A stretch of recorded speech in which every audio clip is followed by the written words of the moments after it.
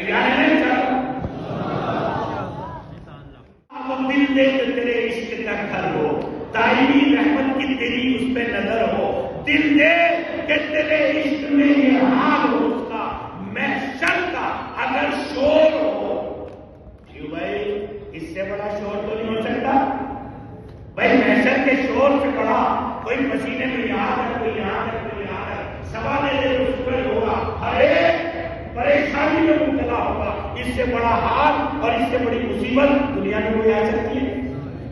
لیکن ایمان والا، اخلاص والا، یقین والا، رب کی توحید والا، نبی کی رسالت کا اقرار کرنے والا، عبادت پر جمع رہنے والا، شریعت کا پابند انسان، اتنی بڑی طاقت ہوتی ہے کہ خدا کی قسم اسے میدان حشر کا جو شور ہے وہ بھی اپنے قدم سے نہیں بنا، سکھ لے کر کے ہمارے گھروں میں عزت کے ساتھ ہوتا ہے۔ ایسا آپ یہاں ہے کون سے اسلام کا عمل کرتے ہیں؟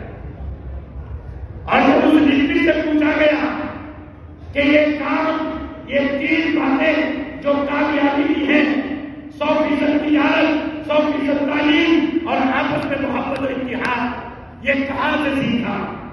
تو معلوم ہے اس کا کیا جواب تھا؟ توریت سے نہیں، انجیل سے نہیں، مسلمانوں کے محبوب پیغمبر جناب رسول اللہ صلی اللہ علیہ وسلم کی تعلیم۔ اسرائیل کی پہلی پردھان منتری جو خاتون تھی، جب اس نے یہ بنا تو اس نے پارلیمنٹ میں اتنا بڑا بل پاس کیا ہتھیاروں کے خریدنے کا کہ جس میں پوری اسرائیلی بستی کو، سال کے ایک بچے کو محفوظ کر دیا۔ تو پارلیمنٹ میں اس سے سوال کیا گیا کہ اتنا بڑا بجٹ ہتھیاروں کے لیے تم نے کیوں منظور کیا اور کہاں سے تمہیں یہ سیکھ ملی؟ تو معلوم ہے اس نے کیا جواب دیا تھا؟ اس نے جواب دیا تھا گویا نے کہ یہ میں ہتھیار یورپ سے اس لیے خرید رہی ہوں تاکہ عربوں کے سینے میں کھنجر بھونک سکوں۔ کب سے؟ اب سے 70 سال پہلے کی میں بات بتا رہا ہوں۔ میں اس لیے خرید رہی ہوں تاکہ عربوں کے سینے میں کھنجر